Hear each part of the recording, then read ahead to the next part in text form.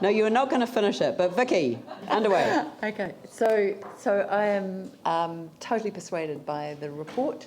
I think that there are a number of issues. Let's go through 6. Financially, this stacks up as the best option, and you've outlined those incredibly clearly. In terms of arts, performance, culture, people coming together, which is actually what a city is about, this provides the venue quickest. Let's look at the timelines. We go with this, we get it by June 2018. We don't go with this and we have another debate about the Christchurch Town Hall. And I'm sufficiently aware of the history of Christchurch that that's a debate that can go on for an incredibly long time, first time around 100 years. So I am really not keen to enter that debate. I think actually also the 4th one is our sense of identity. For all of us, I think the Town Hall has got a fragment of us in there. There's an event or something that we associate with the Town Hall. Someone described it yesterday as the city's living room. I think that's kind of what we see it as. And like many people in Christchurch who are sort of having their house repaired, it would be so lovely to have the city's living room actually functioning in the way that a living room does bring people together, brings life, energy, events, fun back into the central city. And I think the 5th point is the fact that the central city needs that life, fun, energy, and a place where we come together. And I think the other point is that for us, for Christchurch people, this actually has a sense of our place, that the Town Hall is kind of associated with Christchurch, and it is an incredibly important part of the history of Christchurch. I have a green light that Dave's given me that I think we just need to press on a whole pile of issues. I don't think we can criticise delays in metro sports or convention centres unless we're actually leading on the projects that we're in charge of. I think if we can do this, get this up and running, it gets all the things that really matter to us as a city, at least partly, back into the central city where people come together and feel good, actually, about living in this community. And I think that's a major part of what the Town Hall does. And I am really keen to vote for this restoration, this full repair and restoration of Christchurch Town Hall, and get this started next week. So thank you for the report. I think it was excellent. It made the decision incredibly easy because everything aligned. So thank you. Andrew. Great, thank you. Yeah, we've heard some really strong and well-articulated arguments for why we should do this, why we should restore and save the Town Hall. And I'd like to thank the people that came along and made those submissions today and yesterday. But I've heard some really good and well-put arguments outside of this chamber in the last couple of days as well as to why we should restore the Town Hall, why we should save the Town Hall. And I think it's fair to say that the decision that I hope we're about to make this afternoon is well anticipated by a large number of people in the city. I think this will turn out to be a pivotal moment in the recovery of the city. And I was even more pleased when we were briefed a little while ago and I realised that the staff recommendation was going to be to fully conserve and repair the Town Hall. And I was even more pleased when I went through the financial information in the report line by line, and that also supported the full repair and restoration, because this is a decision that we knew was coming up, and I'm pleased that certainly in my world it's become a far easier decision than I'd perhaps anticipated it would be. So we've heard many positive things about the Town Hall in the last couple of days, many of which I wasn't previously aware of. I mean, truly this is a landmark building. We've heard how the building was the first of its kind. We've heard about the amazing acoustics. We've heard about the way that the acoustics and the intimacy of the building combined into an amazing experience, not only for performers, but for audiences as well. And my first visit to the Town Hall to see a performance was in fact on my first visit to Christchurch back in 1993. And I've been back there many times since and obviously hope to be able to have that experience again in the future. But this isn't just about repairing and restoring a building which is loved and held in high regard by the community. It's not just about saving a concert hall that clearly was well ahead of its time when it was built, and that's a unique and special example of concert hall design. What this is about is providing certainty. It's about providing certainty to the performers that want to use the space and that hopefully will use the space, and to audiences who will be able to once again enjoy performances there. It's about providing certainty for this key site in the city centre, certainty for heritage interests, certainty for the performing arts sector, and in fact certainty for neighbouring landowners and developers in that part of the city, or quite possibly the whole of the city. And it's actually in fact about providing certainty for the people of the city and this important and well-loved facility that we're talking about today.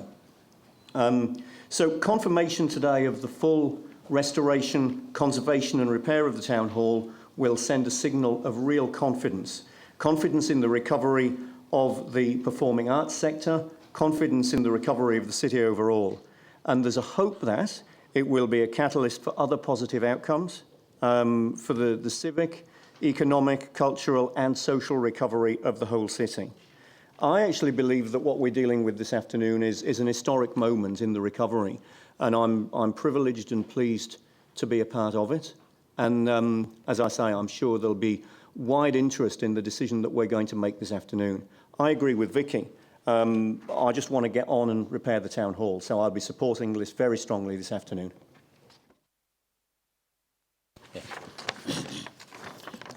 As a second-term councillor, I remember the overwhelming support from the public to restore the Town Hall in 2012-13 annual plan consultation. And also, I remember in June 2012 and in August 2013, there have been 2 times the previous council unanimously voted in support of the restoration of the Town Hall. And also, yesterday and today, this morning, I strongly advocate by all who submitted.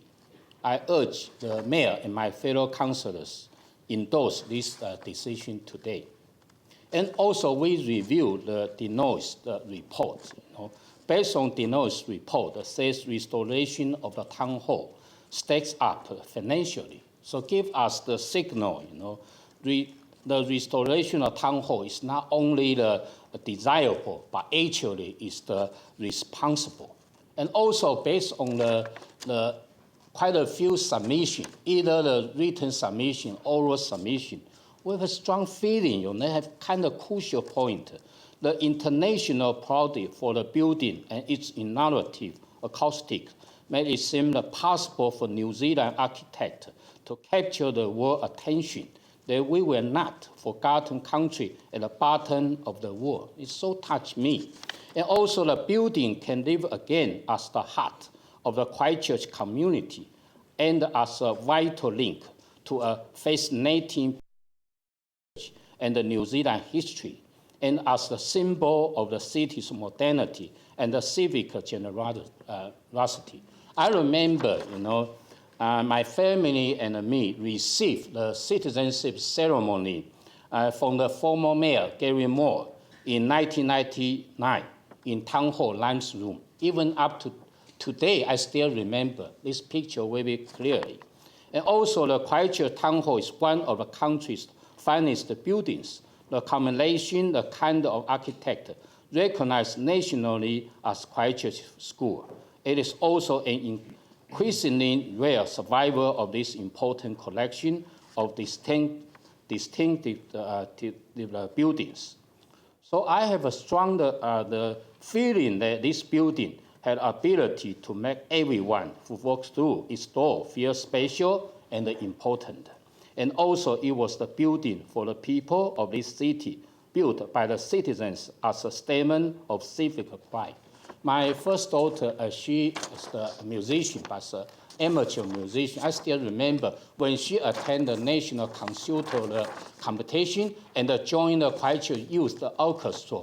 Always was held in a town hall. I was very impressed. And also I checked the New Zealand organ website yesterday for full information about the city's pipe organ design and voice and the scale for the auditorium, and 96% funded by the repair. It is a very visible, integral part of the auditorium structure and acoustic, so couldn't be simply transferred to a small the hall, etc.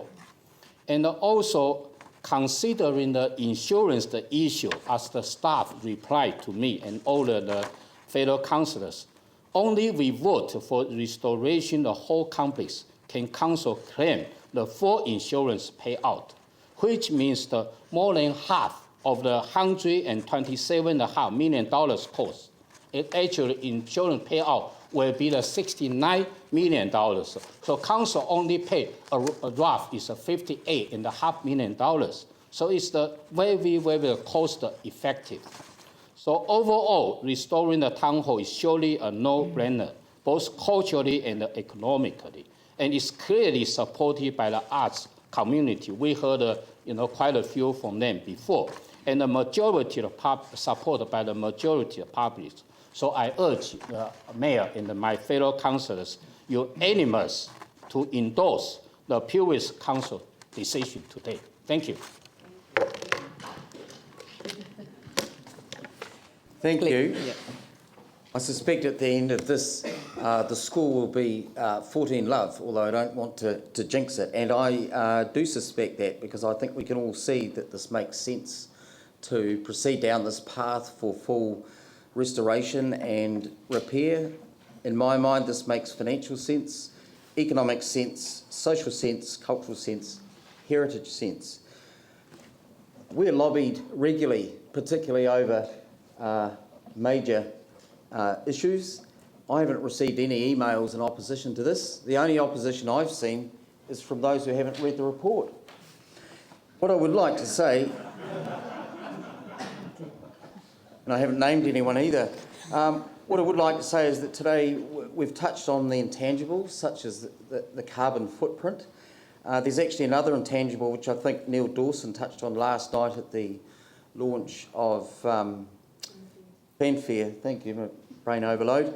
He talked about why he is drawn to the sphere, and he said he doesn't quite know why. The sphere basically is the mandala which sits beneath, all societies. It's about unity and restoration. For me, in going down this path of repair and restoration, I actually think we will help repair and restore our people as well. You need your heritage, you need your new buildings. It's not all new. So anyone who says tear down the old dungas, I think has a pretty short-sighted view on and appreciation in this city. You need both in order to make sense of the other, and from a deep kind of symbolic understanding that's known as well. So I think this is tremendous. Let's go for it. It makes sense. Jamie.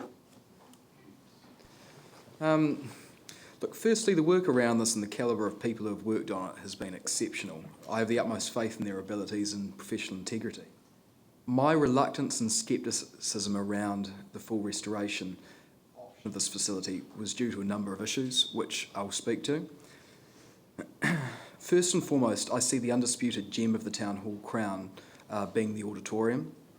The other elements, aside from the auditorium, which the full restoration option backs, were elements that, in my opinion, and a number of others, just didn't function.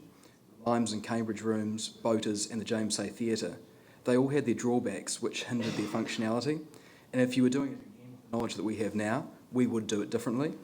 My fear is that with a full restoration, despite the intention at this point to remodel them to be fit for modern day purpose, that the heritage classifications will hinder or forbid that as we go forward, and if that were to occur, I think that would be a disaster.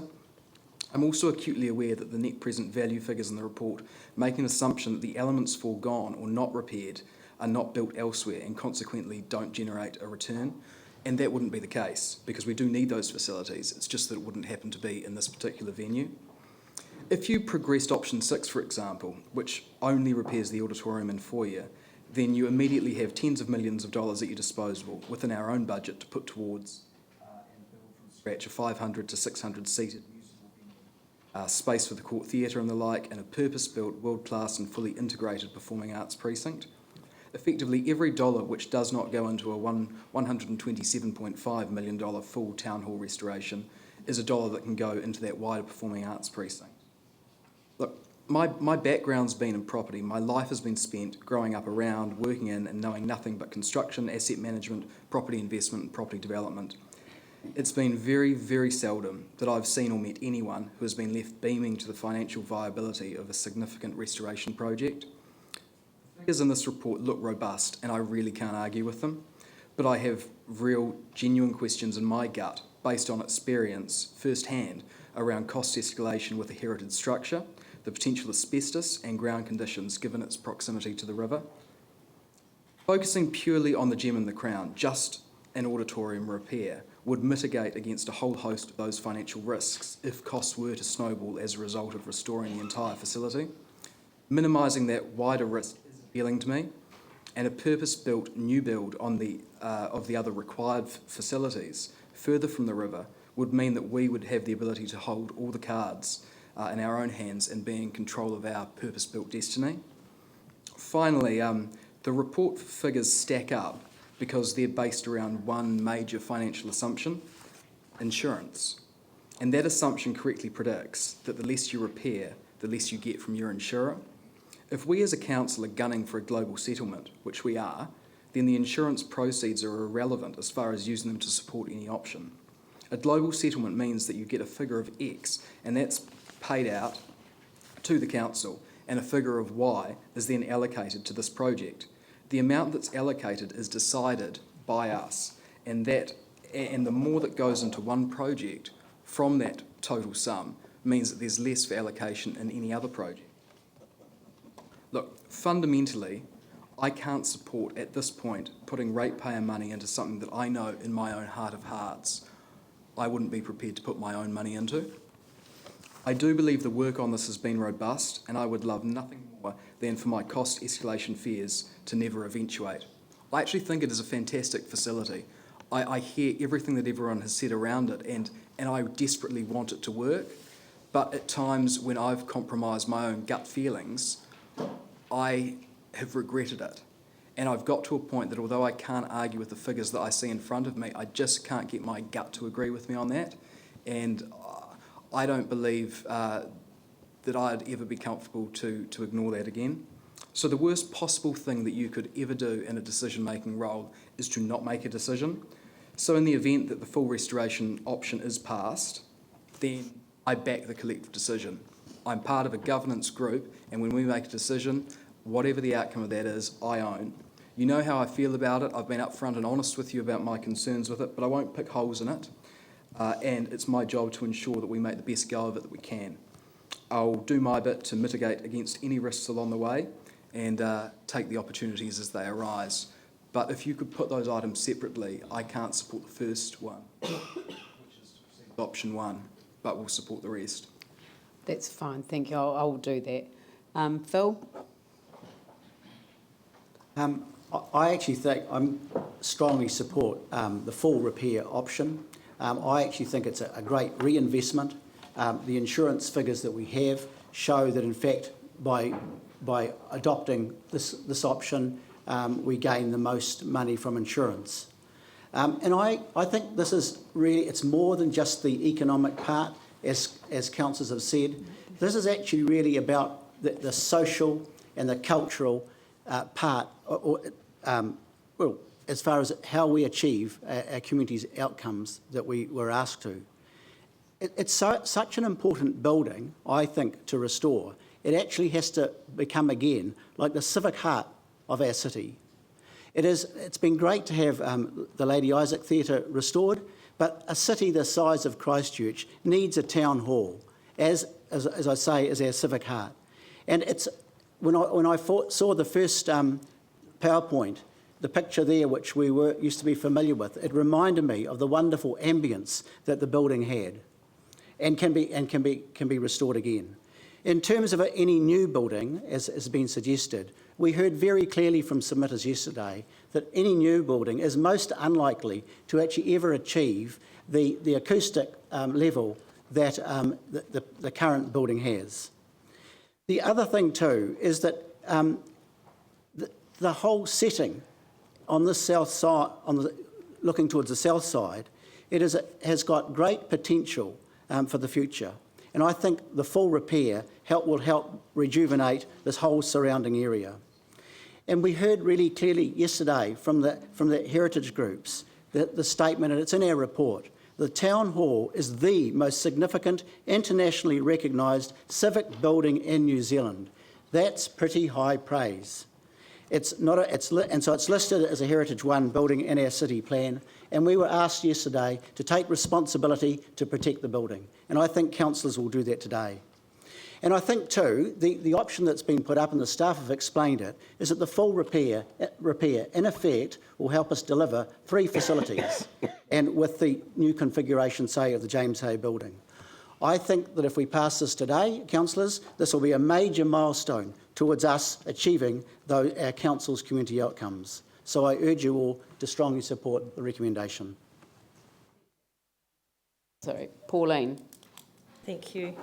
Yes, look, yesterday was, we had some incredibly interesting deputations and very powerful deputations. And we heard from Jessica Halliday, and she spoke about a sense of place, and that the Town Hall is one of the remaining anchors to our sense of place. We've lost so much, and I think that's pivotal to our decision today. Not only that, but the unique quality of that building for the time. We know that the auditorium was acoustically a world leader. It was an incredible sound. And that was the result of the right people being in the right place at the right time. They were the people of Christchurch. That's our heritage, that's our history. We need to be so proud of that happening here in Christchurch. And that's put us on the world stage. And even if we did build a new one, we could not guarantee to replicate those acoustics. And this we heard yesterday from Sir Miles. They're computer modelled, and you don't always get exactly what you think you're getting. So it's not necessarily possible to actually replicate that. We also heard that 20% of that original building was fundraised by the people of Christchurch, 20%. And then we heard about the history of the organ. Once again, that was fundraised for. That was installed 25 years after the Town Hall opened. It's still sitting in there. And we heard from Martin Setchell how that when that went in, it actually completed the shape of the auditorium. It sits up there really proudly at the end there, and it actually enhanced the acoustics even further. He said it would cost at least $1 million to move that, and it should not be moved. It's probably valued at over $5 million. Every one of those pipes was fundraised for. They've got the names of family members who on those pipes. That's part of our heritage. That's part of our history. And of course, we've heard from Phil there that this is in the world-class top 5 of the acoustic concert halls. And we could bring in world-class orchestras, and with them will come overseas audiences, particularly from Australia. And we do need our Australians back here. Like it or not, folks, we want them back. This building did function as a whole. And we did hear yesterday that there were parts of it that could have been operated better.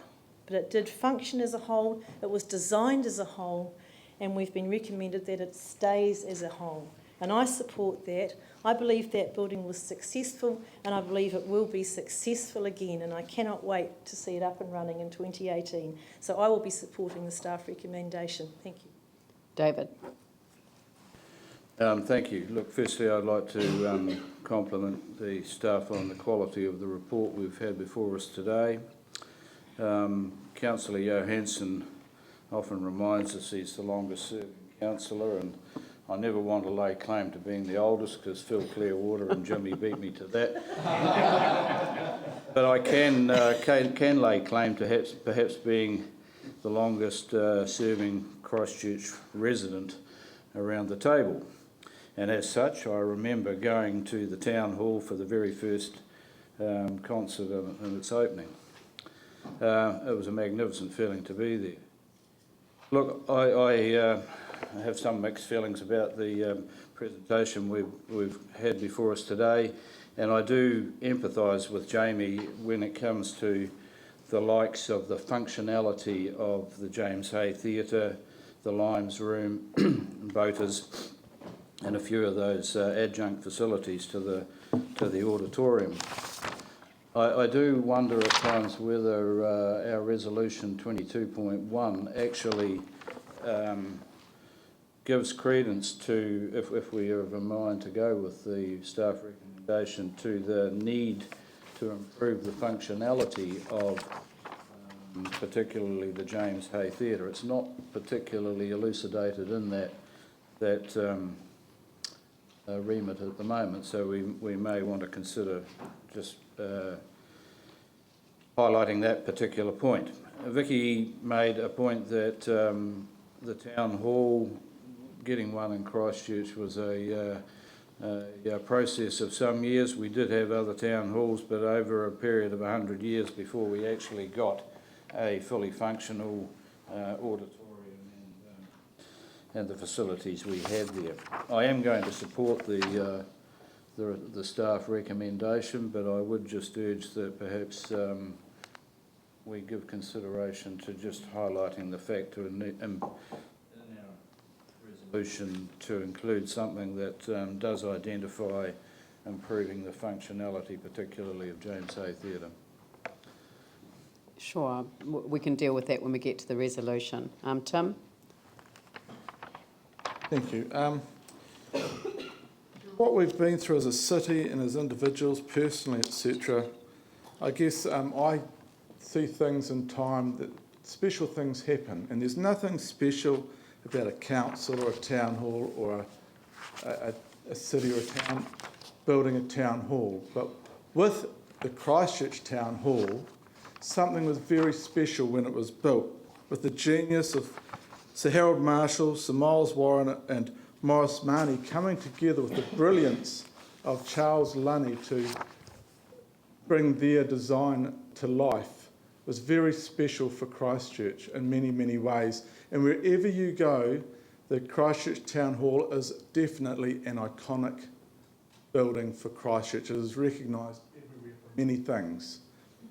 It's not just an auditorium or a James Hay or a Limes room or a Cambridge room or the Boaters. It is actually an artistic, iconic building for the city, and we don't have too many left. It is an arts complex which our city is sadly lacking and really needs back. So I'm going to support this 100%.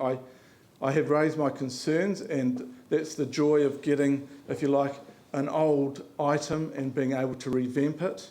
And I will be keeping my eye on you guys, but I think it's an absolutely wonderful time in history for us to be able to gift back an iconic building which we don't have many left. So thank you. Yanni? Thank you.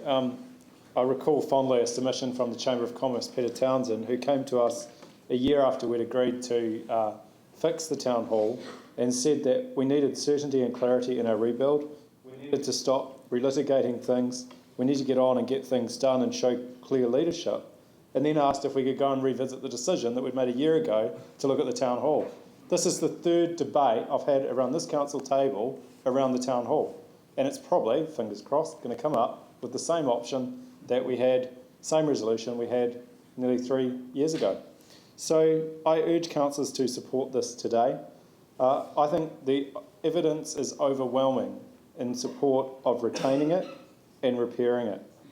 And we've touched on things like the environmental impact, and I think that is such a critical element. This is one of the few central city anchor projects that has been fully publicly consulted on. I want to make that point really clear, because you've all spent a lot of time, as I and other councillors who have been here for 2 terms, of hearing the public come and say to us what they think about the central city projects and the spending.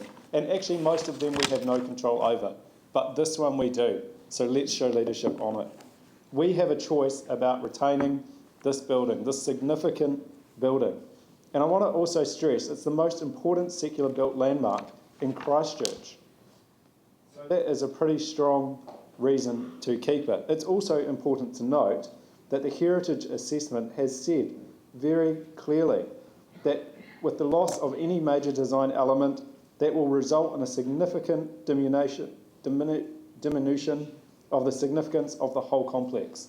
The heritage advice that we have had, because council asked, could you just take away elements of it and just have the auditorium. It was overwhelmingly against doing that. And the time frame of doing that and ending up in expensive legal battles, no one benefits. I want to come back to the fact that, you know, this submission really touched me yesterday. Think of all the energy. We talk about the embedded energy and the environmental impact that this building had if it was demolished and not repaired. Think about all the social energy that has gone into making these submissions. And imagine if those same people were spending the energy in helping us fundraise for this building to be repaired, rather than spending huge amounts of time coming in here trying to convince us time and time again around the need to repair this building. So I thank those people. I take my hats off to those champions of Christchurch who have stood beside us as a city and helped us come to some of the conclusions we've come to, and I acknowledge the huge amount of work that they have done. I also, as a younger person around this council table, want to acknowledge that as a younger councillor, how grateful I am for the way in which the city that I inherited when I came around this council table, for the state the city was in, with our assets held in public ownership. And our town hall, I think, is one of our most precious civic and social assets that we hold dearly on the trust of the people of the city who helped build it. I just want to touch on two other points. One is that the great thing, as we see in the world with inequality, is that this city has a proud tradition of having as lesser impact around that inequality. In fact, the thing I love about this city when I came back from America to live here and make this city my home was the equality of life, of well-being that it offered to all of its citizens. And I believe it does that by retaining its public and civic assets. The debate about the Performing Arts Precinct, in my personal view, was about privatising the public asset of the town hall into a private performing arts development. And that's why I was so keen and have consistently said we should retain our civic space. It's much more than a performance space, it is about a civic space. And the second point I just want to talk about is that the town hall is an inclusive place for people in our city from all walks of life, from all age ranges. And that point was made through the deputations. So I want to see an inclusive space, not an exclusive space. And many of the events have been touched on, but my first memory of the town hall is the telethon with Lisa Gibbons. How many people went there and saw that on TV? Think about those fun times that we've all enjoyed and experienced in that fantastic venue.